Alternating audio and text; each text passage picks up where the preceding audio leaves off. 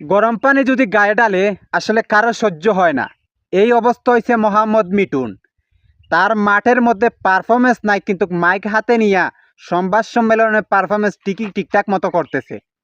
এই প্লেয়ারটা বাংলাদেশ যখন ব্যাটিং করে, মানে মাঠে যখন এই মোহাম্মদ মিঠুন ব্যাটিং করে, বাংলাদেশের সমর্থক দর্শকরা বমি বমি অবস্থা পুরা, মানে পুরা ডায়রিয়া লাগে যায় বাংলাদেশের।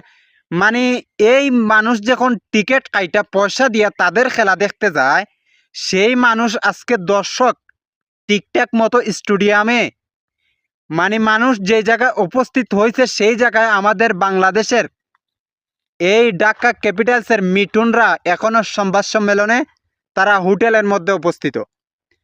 মানে মাঠের মধ্যে পারফরমেন্স না করতে পারলে তাদের সংবাদ সম্মেলন ঠিকই আছে, ছিঁড়তে পারে না মুরগির বাল গুড়ার বাল লইয়া যদি টানাটানি করে তাইলে হইব। নাজমুল হোসেন সে একটা বাস্তব কথা কইছে, যদি প্লেয়ার খারাপ পারফরমেন্স করে তাহলে তো আমরা তাদের কাছ থেকে টাকাটা ফেরত নেই না।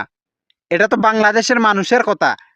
আমরা বাংলাদেশের মানুষ এটাই চাই, একটা প্লেয়ার যদি ঠিকঠাক মতো পারফরমেন্স করে তাহলে তাকে বাংলাদেশের মানুষ সম্মান করবে, তাকে তার পারিশ্রমিক দেওয়া হবে।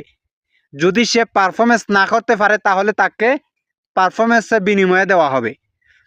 মানে এমন অবস্থার কথা হইয়া আমাদের ক্রিকেটাররা, মানে এমন বাজেভাবে ক্রিকেটার, এদেরকে ক্রিকেটার বলতেই ঘৃণা লাগে। তারা কিনা আবার বিপিএল বয়কট করছে। এখন বাংলাদেশের জনগণের উচিত, এমন ক্রিকেট বাংলাদেশে থাকা কোনোভাবেই উচিত না। একবারে চিরতরে বাংলাদেশের ক্রিকেট নামের উচ্চারণটা বাংলাদেশ তাকে যাতে একবারে বন্ধ করে, মানে এমনটাই করা উচিত তাদেরকে। যেই মানুষটার কিনা ক্রিকেট, তাদের মেইন পেশা হলো ক্রিকেট, সেই মানুষটা কিনা বাংলাদেশের দর্শক যেই জায়গায় মাঠে টিকিট খাইটা গেছে সেই জায়গায় তারা এখনো বিপিএলটারে বয়কট করে তারা এখনো